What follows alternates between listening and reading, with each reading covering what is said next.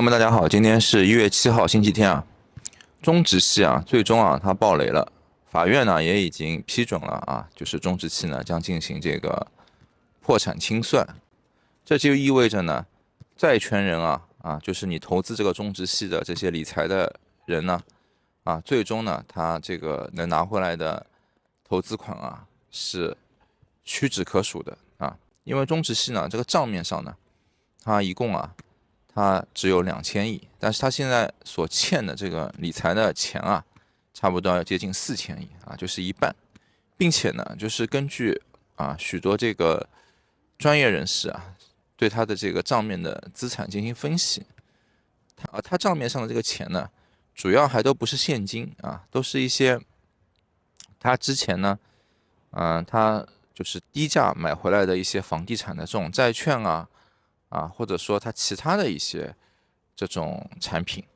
并不是现金很多还是股票。那股票的话，现在这个中国的这个股市也一直徘徊在2800点，对吧？除非就是说要有这个很好的牛市那么这个股市起来了，那这些股票呢变成这个现金以后呢，才会有一定的升值。那这个破产呢，其实是不出乎意料的就许多人早就认为呢，这个中植系会破产，不光是中植系就包括这些理财的，就是它的这个理财的收益超出基准很多的这种公司呢，大家都认为他们会破产只不过有的呢就是说他会跑路，有的呢他就好看一点，对吧？他就法院进行这个破产。这个呢，跟金融的监管也好，跟金融的这种机构也好，那它是有一定的关系的。之前那个马云嘛，其实他也在上海有一次论坛上发言，对吧？他也说了中国的一些金融的这个问题。但是中国的问题，我认为正好相反，中国不是金融系统性风险，因为中国金融基本上没有系统。而是中国是缺乏金融系统缺乏金融系统的风险。中国的金融和其他刚成长起来的发展中国家一样，在金融业我们是青春少年，还没有成熟的生态系统。因为你像这个很简单的一个道理就是银行从储户这边获得资金的成本呢，差不多就在于1%到3%之间，对吧？就你去定存，或者说你说活期，你这个资金它的获得的，你拿到利息就是1%到3%。然后呢，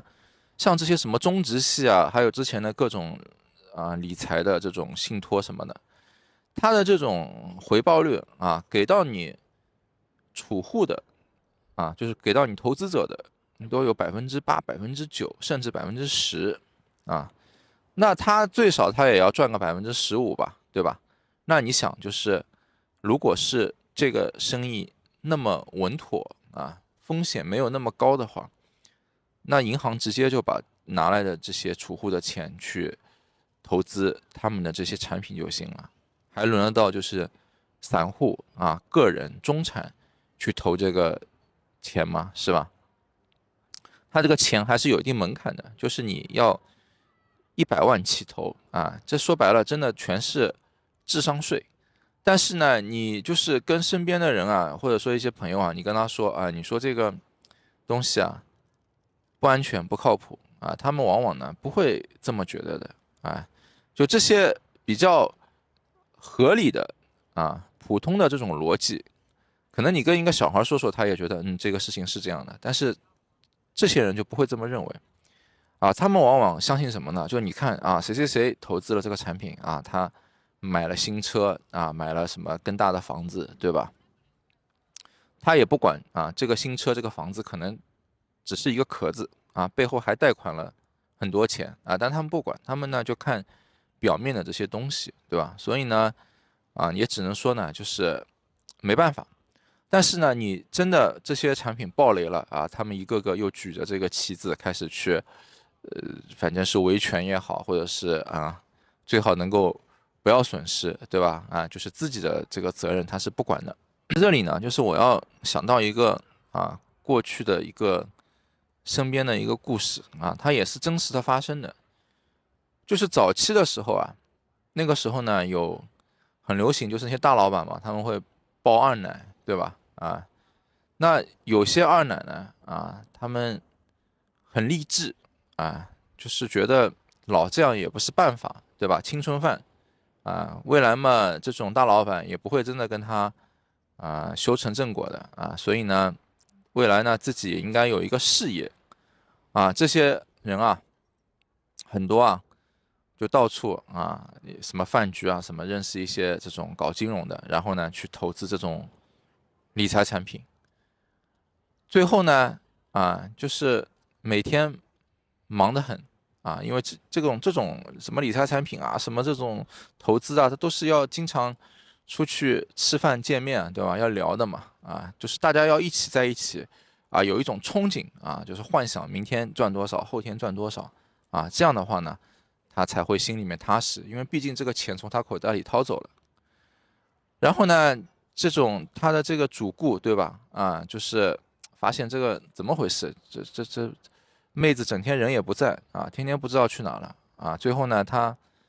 这个情人也就不见了就给他钱的人也不见了。金融产品呢，最后就像这种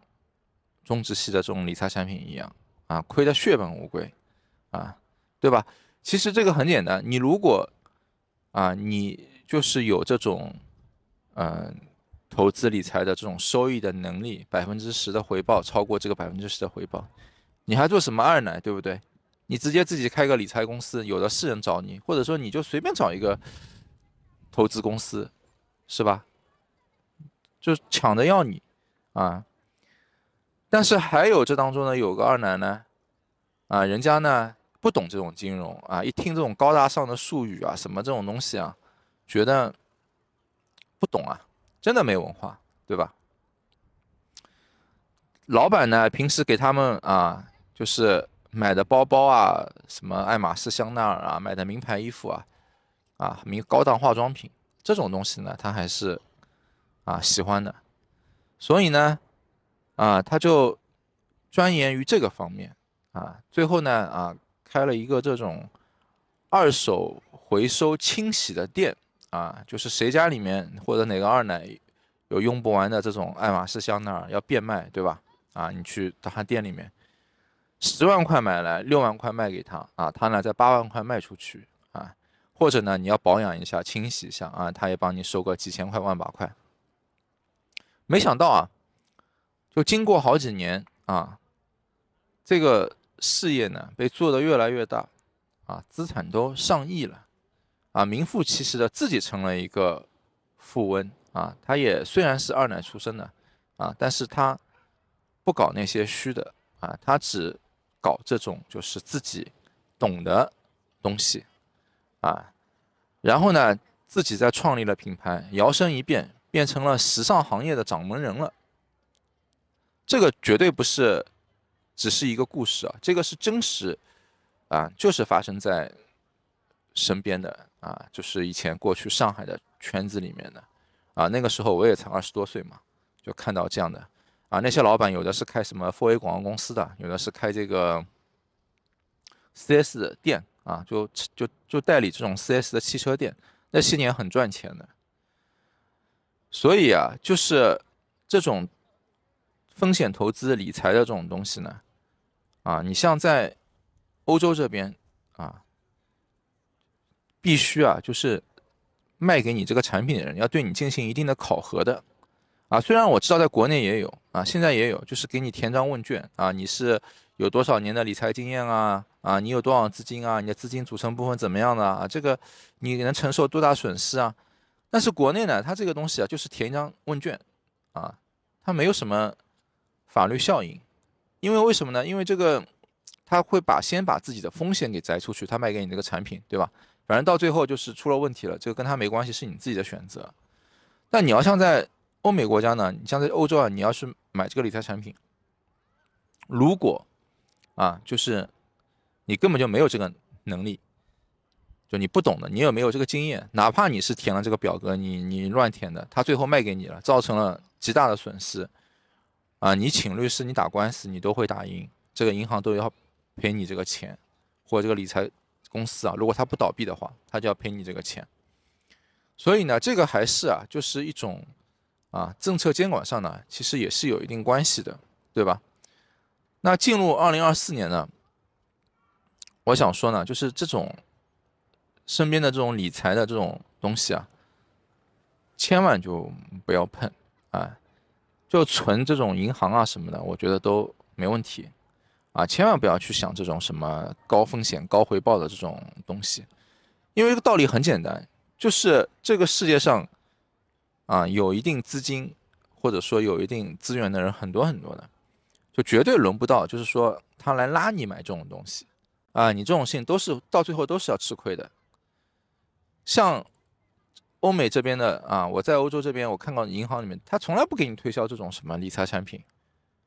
什么或者这种